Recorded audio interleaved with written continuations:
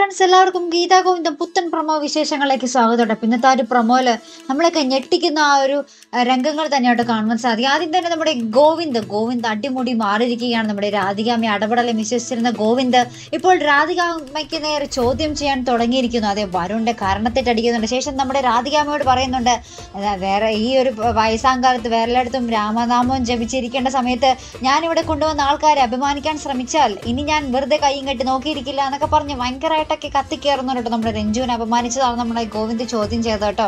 അപ്പുറത്താണെങ്കിൽ നമ്മുടെ ഗീതു ആ ഒരു വലിയ രഹസ്യം അറിയുകയാണ്. ഞാൻ ഇരിക്കുമ്പോഴത്തെ ഒരു വീഡിയോയിൽ പറഞ്ഞിരുന്നു അജാസ് തന്നെയാണ് കുഴിച്ചിട്ട് എന്നൊക്കെ. പക്ഷേ കുറെ പേര് പറഞ്ഞില്ല, അജാസ് അങ്ങനെ ചെയ്യില്ല, അജാസ് ഗോവിന്ദിനെ ചതിക്കില്ല എന്നൊക്കെ പറഞ്ഞിരുന്നു. പക്ഷെ ഇന്നത്തെ പ്രൊമോയില് നമുക്ക് കാണുവാൻ സാധിക്കുന്നുണ്ട് നമ്മുടെ ഗീതുവും ഗോവിന്ദും വീണ്ടും ആ ഒരു കിഷോറിന്റെ ബോഡി കിട്ടിയ സ്ഥലത്ത് വീണ്ടും അന്വേഷിക്കുമ്പോൾ അവിടെ നമ്മുടെ അജാസ് ആ ഒരു സ്പ്രേ അടിക്കുന്നുണ്ടല്ലോ, ആ ഒരു ശ്വാസമുട്ടലിന് അടിക്കുന്ന സ്പ്രേ അവിടെ വീണ് കിടന്ന് നമ്മുടെ ഗീതുവിന് കിട്ടുന്നുണ്ട്.